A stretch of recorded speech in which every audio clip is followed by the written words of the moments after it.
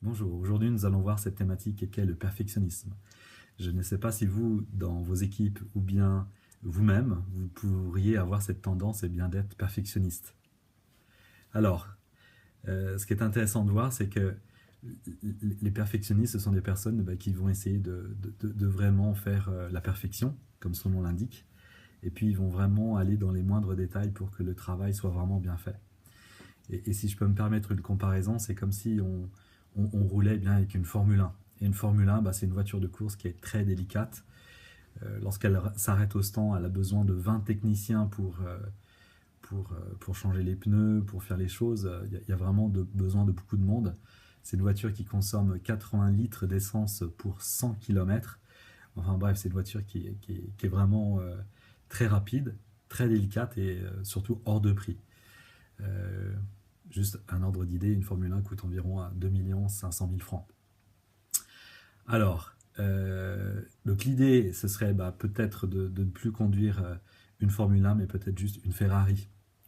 Alors, quelle serait la différence? La différence, elle est pas très grande. Une Formule 1 roule à environ 360 km/h, et puis une Ferrari roule à 300 km/h. Donc ça reste quand même une vitesse très élevée. Donc comment faire en sorte finalement que nos équipes, certaines personnes qui seraient trop perfectionnistes, puissent un peu juste lever le pied, quoi. Lever le pied.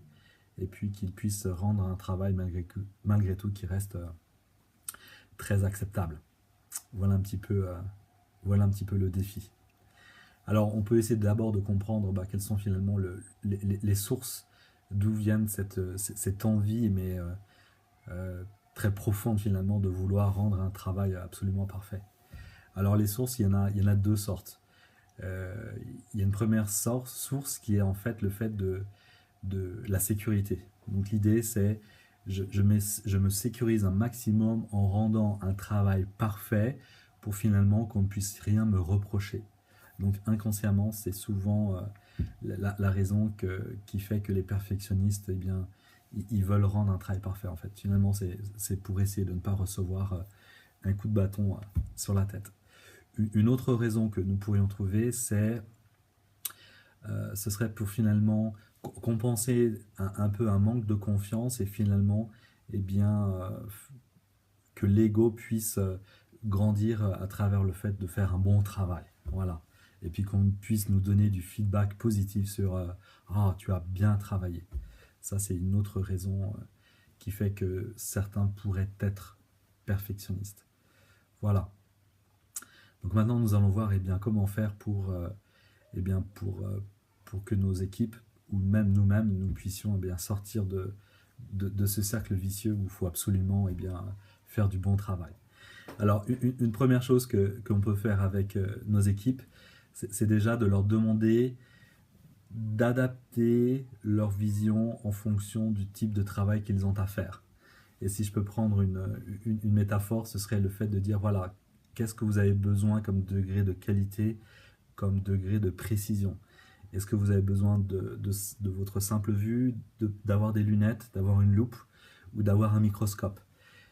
Et puis qu'ils apprennent finalement avec le temps à avoir un degré de qualité plus ou moins important en fonction des situations. Se rendre compte que une fois qu'ils ont fait ça, que finalement que ça marche et que ce degré de précision extrême qu'ils se donnaient, et bien finalement il n'était pas aussi nécessaire et puis qu'ils peuvent continuer à recevoir des feedbacks positifs qu'ils ont fait un bon travail parce que la plupart du temps les perfectionnistes font un travail qui est vraiment excellent et si le degré de qualité baisse un tout petit peu finalement le commun des mortels ne s'en rend pas compte. Donc là derrière on aura vraiment cette idée de relâcher un peu la pression qu'ils peuvent avoir sur eux.